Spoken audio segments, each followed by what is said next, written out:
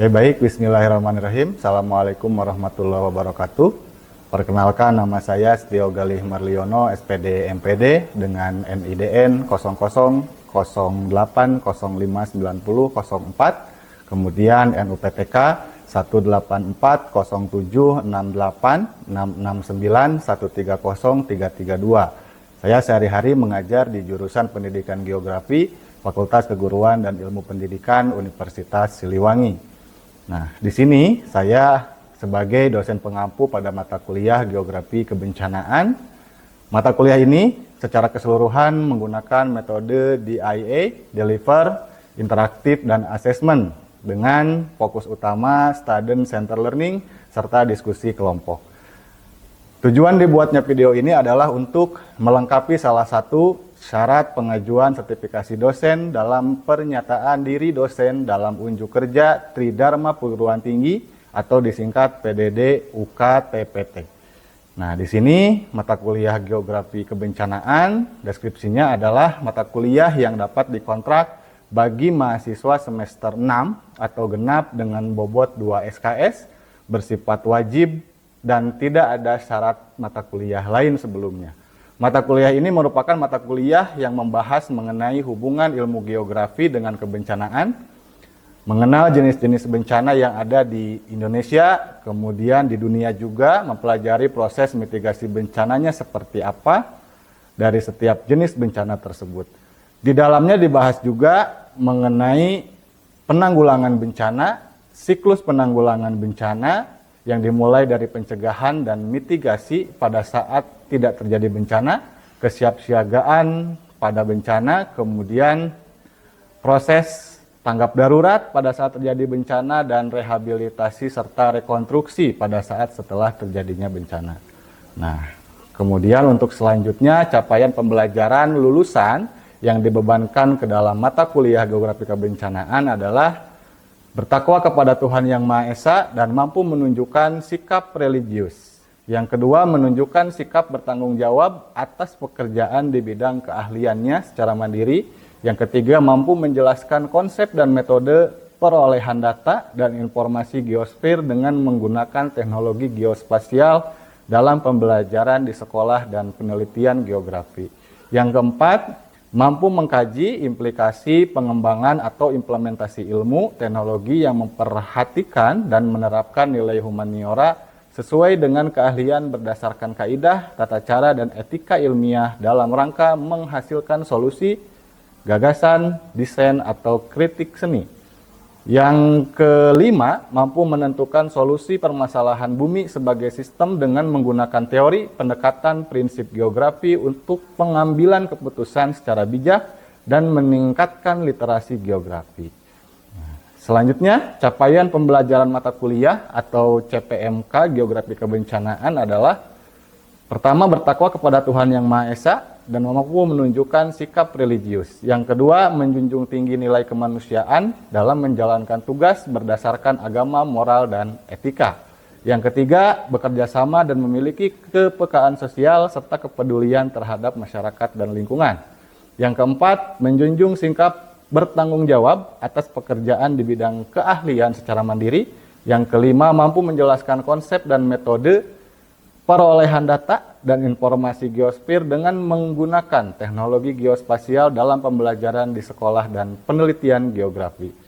Yang keenam, mampu mengkaji implikasi pengembangan atau implementasi ilmu teknologi yang memperlihatkan dan menerapkan nilai humaniora sesuai dengan keahlian berdasarkan kaidah, tata cara, dan etika ilmiah dalam rangka menghasilkan solusi, gagasan, desain, atau kritik seni. Kemudian yang ketujuh, yang terakhir, mampu menentukan solusi permasalahan bumi sebagai sistem dengan menggunakan teori, pendekatan, prinsip geografi untuk pengambilan keputusan secara bijak dan meningkatkan literasi geografi. Nah, selanjutnya di bagian struktur materi mata kuliah, di sini ada beberapa materi yang akan disampaikan selama 1 semester. Yang pertama adalah hubungan geografi dengan kebencanaan. Yang kedua, kondisi kebencanaan di Indonesia. Yang ketiga, perhitungan resiko bencana. Yang keempat, siklus penanggulangan bencana. Yang kelima, kajian penanggulangan bencana secara global. Yang keenam, program sekolah siaga bencana atau SSB, dan satuan pendidikan aman bencana atau SPAB. Yang terakhir, ketujuh, kajian penanggulangan bencana di Indonesia. Nah, sumber perkuliahan menggunakan modul geografi kebencanaan, kemudian buku mitigasi dan manajemen bencana, serta sumber jurnal dan sumber lain yang relevan. Sistem pembelajaran di sini akan sinkronus tatap muka di dalam kelas langsung, dan juga asinkronus menggunakan Google Classroom, YouTube, serta WA Group. Pelaksanaan pembelajaran selama 16 pertemuan dengan rincian pertemuan 1 sampai 7 adalah pembelian materi tatap muka langsung dalam kelas. Kemudian pertemuan 8-nya adalah UTS, pertemuan 9 sampai 15 presentasi kelompok berdasarkan tema masing-masing, dan pertemuan 16 adalah UAS. Evaluasi pembelajaran dengan menggunakan penilaian tidak aspek, yaitu kognitif, afektif, serta psikomotor. Dengan melihat dinamika pembelajaran di dalam kelas berdasarkan rubrik penilaian yang telah dibuat. Bobot penilaian diambil berdasarkan kehadiran, keaktifan dalam kelas, pengerjaan tugas, individu dan kelompok termasuk presentasi, UTS, dan UAS.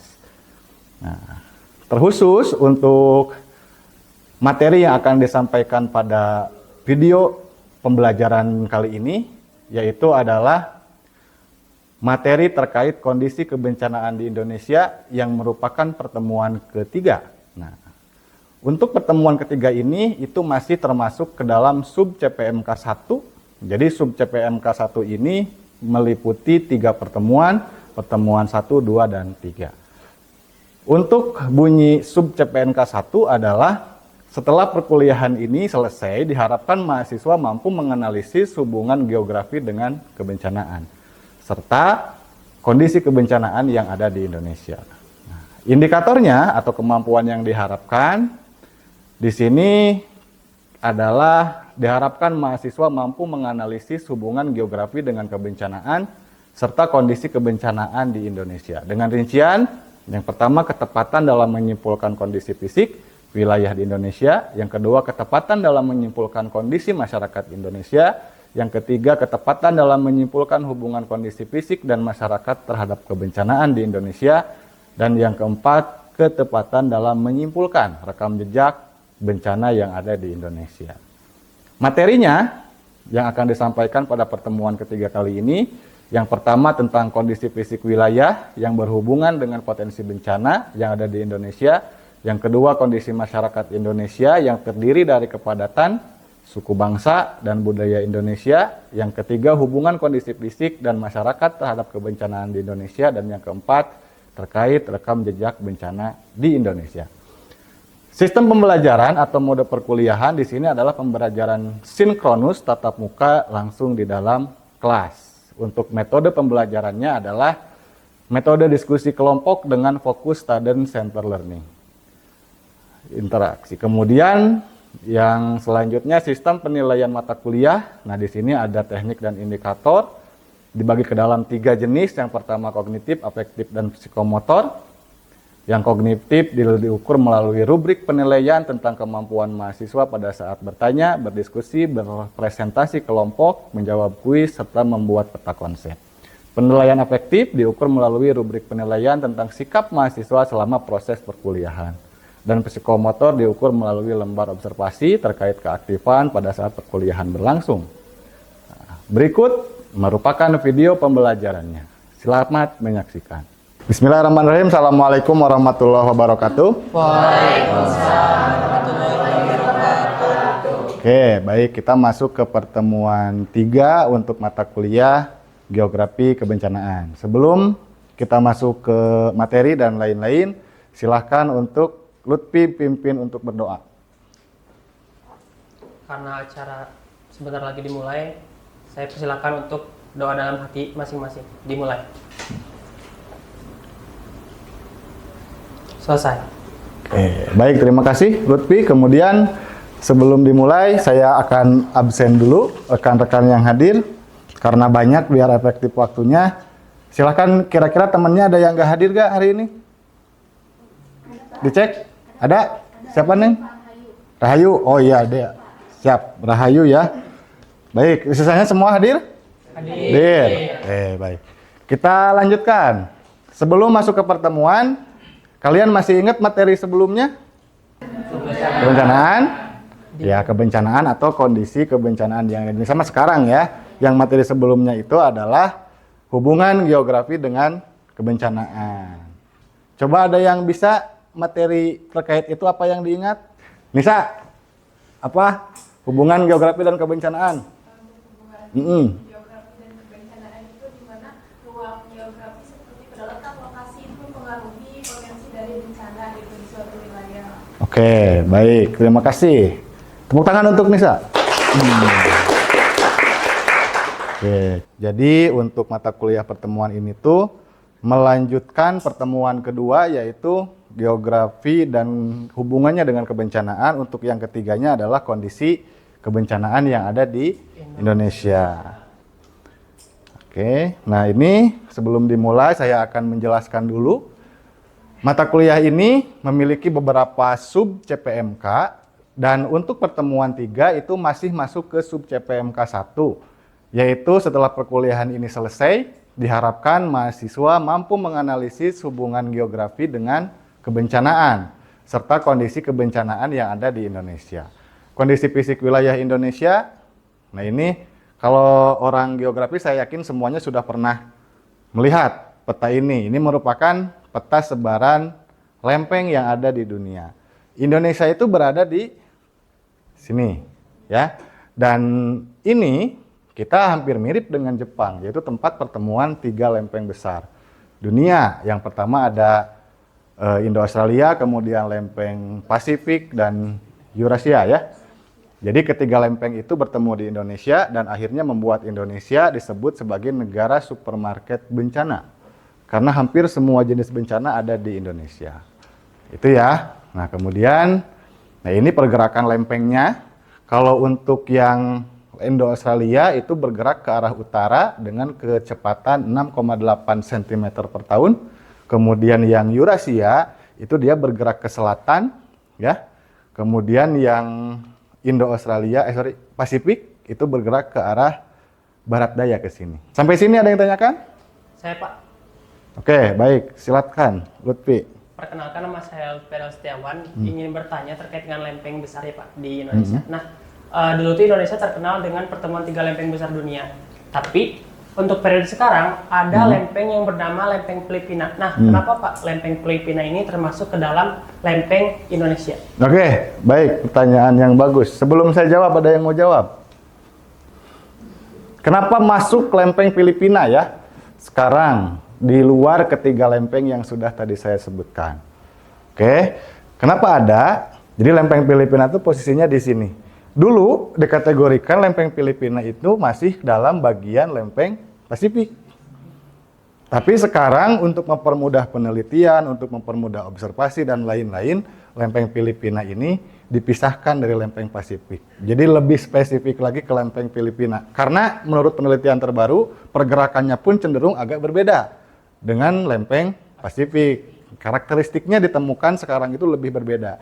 Makanya dia dikategorikan sebagai lempeng sendiri akhirnya.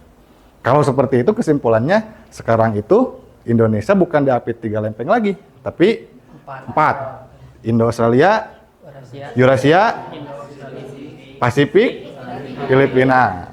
Oke. Gitulah lebih ya. Sudah terjawab? Sudah Pak. Oke, baik. Kita lanjutkan. Nah, untuk selanjutnya, nah ini potensi bencana yang ada di Indonesia. Kenapa kita masuk ke slide ini? Karena tadi pertemuan lempeng yang bertemu di Indonesia tuh konsekuensinya atau efek dominonya adalah ini. Yang pertama adalah bencana gempa bumi. Kalau kalian lihat yang berwarna merah itu merupakan daerah zonasi gempa bumi yang ada di Indonesia. Kenapa tersebarnya seperti ini? Kalau kalian lihat dan pahami peta sebelumnya, karena pertemuan lempengnya itu berada di sini. Dekat dengan yang berwarna merah ini. Di sini kan Indo-Australia dan Eurasia. Masuk ke sini Pasifik dan Eurasia. Dan Filipina juga iya. Gitu ya. Jadi semua yang berwarna merah itu rata-rata berada dekat dengan pertemuan lempeng. Itu untuk gempa bumi. Kemudian tsunami juga sama. Tsunami itu kan diakibatkan salah satunya oleh pergerakan tektonik di dasar laut. Dan pergerakan itu juga disebabkan oleh pergeseran lempeng tadi. Akhirnya dia banyak tersebarnya di pertemuan lempeng. Hampir mirip dengan yang tadi sebetulnya ini. Itu untuk tsunami. Yang ketiga, gunung api. Ini juga sama karakternya, yaitu mendekati zona subduksi tadi. Di sekitar selatan Pulau Sumatera, Jawa, Bali, Nusa Tenggara, Barat dan Timur ya. Kemudian naik ke atas, ke Maluku dan di atas Sulawesi sini. Jadi mendekati atau sangat dekat dengan zona-zona subduksi itu. Oke, yang keempat, ini zona longsor. Oke, nah ini kalau kalian cermati juga dari 3 peta sebelumnya, hampir sama karakternya. Ya kan? Tempat titik-titik longsor ini semuanya berada di tempat yang ada gunungnya. Karena kan kalau ada gunung berarti elevasi tinggi tuh di situ. Dan itu berpotensi untuk longsor juga. Makanya keempat jenis bencana ini itu hampir semuanya memang ada di Indonesia. Oke, sampai sini yang ditanyakan? Saya Pak. Oke, silahkan Nisa. Perkenalkan saya Nisa Nurhanisa, izin bertanya Pak. Tadi dijelaskan kan di potensi bencana di Indonesia itu baik gunung api, tsunami, longsor, dan juga gempa buminya ya Pak, bahwa tersebar gitu hampir di seluruh wilayahnya ada. Tuh. Tapi di bagian Kalimantan melihat bahwa zonanya itu hijau Pak, dan termasuk cukup tidak rawan gitu Pak ya, tidak rawan. Itu penyebabnya seperti apa gitu? Oke, ya terima kasih Nisa, pertanyaan yang bagus. Kalau kita cermati dari keempat peta ini ya, itu hampir semuanya wilayah Kalimantan itu tidak ada yang warna merah. Dan malahan hijau ya, tuh. Kenapa? Karena Kalimantan itu terletak cukup jauh dari zona subduksi, gitu. Nah, sekarang kita masuk ke kondisi masyarakat. Kenapa kita bicara masyarakat? Karena bencana itu kan pasti berdampak nantinya ke masyarakat atau orang yang dirugikannya adalah masyarakat. Nah, makanya di sini kita harus tahu karakter masyarakat Indonesia itu seperti apa ketika menghadapi bencana. Apakah kita sama dengan orang Eropa, dengan orang Amerika? Nah, nanti kita akan bisa melihat.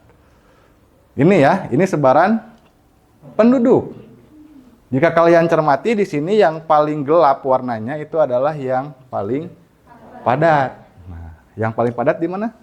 Jawa. Yang ini ya. Bali, Nusa Tenggara. Sisanya kosong. Jarang lah, nggak kosong banget gitu ya. Jarang. Oke, ini kepadatan penduduknya. Kemudian yang ini persebaran suku bangsa. Yang warna merah suku Jawa, yang warna pink Sunda, yang warna hijau Banten. Nah, ini salah satu contoh masyarakat yang masih memegang budayanya turun-temurun. Ada yang tahu ini orang mana?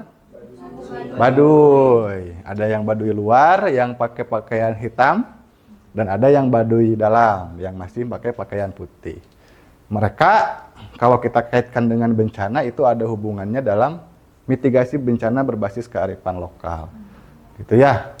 Terus kalau yang ini, ya ini tipikal masyarakat modern, termasuk mungkin kalian gitu ya, pecinta Car Free Day gitu ya, dan pecinta lari-lari sekarang. Nah, itu masyarakat modern. Oke, sampai sini ada yang tanyakan? Saya Pak. Boleh, silahkan. Asoni. Izin bertanya Bapak, dalam melihat peta persebaran suku bangsa di Indonesia, nah, kita memperhatikan bahwasannya banyak suku Jawa itu tersebar di hampir keseluruhan pulau di Indonesia itu ada. Nah, itu faktor utamanya yang menyebabkan persebaran suku Jawa ini menyebar itu seperti apa Pak? Oke, baik. Kenapa suku Jawa banyak tersebar di Indonesia melebihi suku yang lain? Itu karena orang Jawa tuh memiliki budaya sebelum atau kalau kamu ingin sukses, kamu harus merantau. Makanya banyak mereka yang akhirnya tinggal dan menetap di daerah perantauannya. Begitu Asani? Ya, Pak. Cukup? Cukup. Oke, baik. Kita lanjutkan. Nah, hubungan kondisi fisik dan masyarakat terhadap kebencanaan. Nah ini ya, sebetulnya kita nggak bisa menyalahkan alam-alam banget gitu kalau urusan bencana. Kenapa? Karena kalau kita lihat nyatanya di lapangan itu masyarakat membuat rumah, masyarakat membuat aktivitas itu di tempat-tempat seperti ini atau di tempat-tempat yang rawan. Ada yang tahu ini di mana? Pangandaran. Oke, ini pantai timur, ini pantai barat. Kalau dilihat dari atas seperti ini mirip Bali malahan ya. Dan ini ketika tsunami tahun 2006, air tuh dia hilir mudik ke barat dan ke timur gitu. Bolak-balik. Karena posisinya seperti ini. Kalau dalam geografi fisik disebutnya tombolo. Betul, tombolo. Jadi pasir yang menghubungkan antara daratan dengan daratan yang lain. Malahan kan secara keilmuan ini apa disebutnya cagar alam tuh itu dulunya pulau gitu. Tapi dihubungkan dengan pasir tombolo ini. Ini di mana? Jakarta, Bandung, Surabaya, Medan, dan lain-lain itu banyak yang seperti ini. Bencananya apa kira-kira yang berpotensi? Oke, baik. Itu pemukiman di wilayah rawan bencana. Jadi intinya, kondisi masyarakat dan kondisi fisik itu sangat berhubungan erat terhadap resiko bencana yang mungkin dapat terjadi. Sesuatu disebut bencana jika menimbulkan kerugian, baik bagi manusianya maupun lingkungannya. Jika tidak ada masyarakat, otomatis itu bukan bencana namanya, tapi hanya kejadian alam biasa saja. Tapi ketika ada masyarakat yang terdampak, berarti itu bencana karena ada yang dirugikan. Gitu ya. Sebelum kita lanjutkan, kita lihat video dulu terkait kondisi bencana yang ada di Indonesia. Kembali lagi di channel Sineografi dan pada kesempatan kali ini kita akan membahas Silakan disimak. tentang persebaran wilayah rawan bencana. Nah, berdasarkan video tersebut, berarti kita memang Indonesia itu memiliki kerawanan bencana yang sangat tinggi. Kita 11-12 dengan Jepang terkait bencana. Dan bahkan kita dinobatkan sebagai negara cincin api katanya. Nah, kemudian untuk sesi selanjutnya kita akan melakukan proyek kelompok ya. Nah, di sini kita akan membagi kelas ke dalam 3 kelompok. Dan di sini saya akan membagi yang ini kelompok 1, yang ini kelompok 2, dan yang belakang kelompok 3. Nah, silahkan kalian nanti diskusikan dengan kelompoknya, cari bencana apa yang pernah terjadi di sana, kejadian dan waktunya kapan, jenisnya apa gitu ya. Yang kedua adalah kerugian, bisa korban jiwa, bisa harta benda, dan lain-lain. Yang ketiga, penanggulangan bencana di sana seperti apa. Teknisnya seperti itu. Yang kedua, kelompok Kabupaten Cianjur, yang ini. Sama ya dengan yang tadi, 3 hal itu. Yang ketiga, Palu, yang belakang. Terkait jenis dan waktunya kapan, kerugian yang ditimbulkan, dan penanggulangannya seperti apa. Dikasih waktu semuanya 10 menit dari sekarang. Silakan. Ada masalah? Cukup?